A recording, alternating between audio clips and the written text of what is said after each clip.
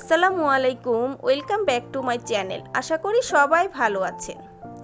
দুটি ডিম দিয়ে 10 মিনিটে ম্যাজিকের মতো বানিয়ে ফেলুন বিকেলের একটি নাস্তা। এই রেসিপিটি বানিয়ে ফ্যামিলির সাথে শেয়ার করলে দেখবেন ছোট বড় সবাই খুব পছন্দ করবে। রেসিপিটি যেমন সহজ, খেতে তেমনই মজার। চলুন তাহলে রেসিপিটি দেখে নিই। রেসিপিটি তৈরি করার জন্য প্রথমে আমাদের লাগবে দুটি ডিম, আর লাগছে হাফ কাপ চিনি, 1/3 কাপ লিকুইড দুধ। দুধটাকে আমি ভালোভাবে জাল দিয়ে ঠান্ডা করে নিয়েছি। এখন সবগুলো উপকরণ ভালোভাবে মিশিয়ে নিতে হবে।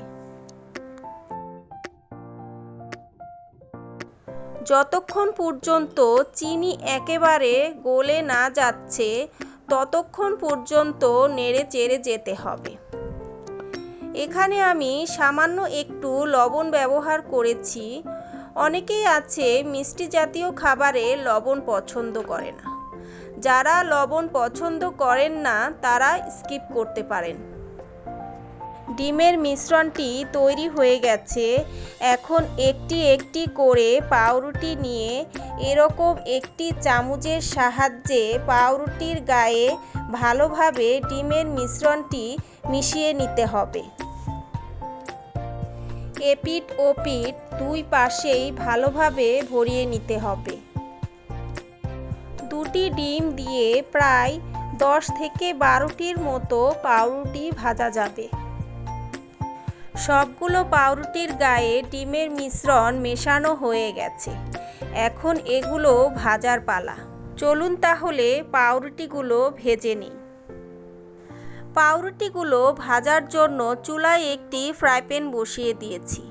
দিয়ে দিব সামান্য একটু তেল।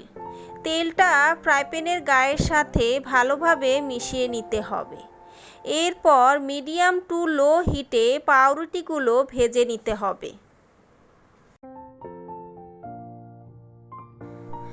পাউরুটিগুলো এপিঠ ওপিঠ উল্টে পাল্টে ভালোভাবে ভেজে নিতে হবে। পাউরুটিগুলো ভাজা হয়ে গেছে। এখন আমি এগুলো স্যান্ডউইচের আকৃতি করে কেটে নিচ্ছি। এটি যার যার পছন্দ মতো কাটলেও হবে, না কাটলেও হবে। এখন এগুলো আমি একটি সার্ভিং ডিশের মধ্যে তুলে নিচ্ছি।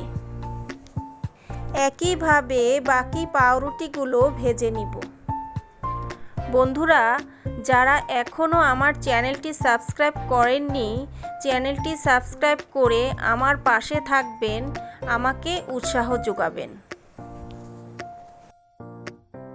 তৈরি হয়ে গেছে ডিম পাউরুটি দিয়ে খুবই মজাদার একটি বিকেলের নাস্তা। রেসিপিটি কার কার কাছে ভালো লেগেছে? ভালো লেগে থাকলে কমেন্ট করে জানাবেন। আর লাইক কমেন্ট বেশি বেশি শেয়ার করতে ভুলবেন না। আল্লাহ হাফেজ।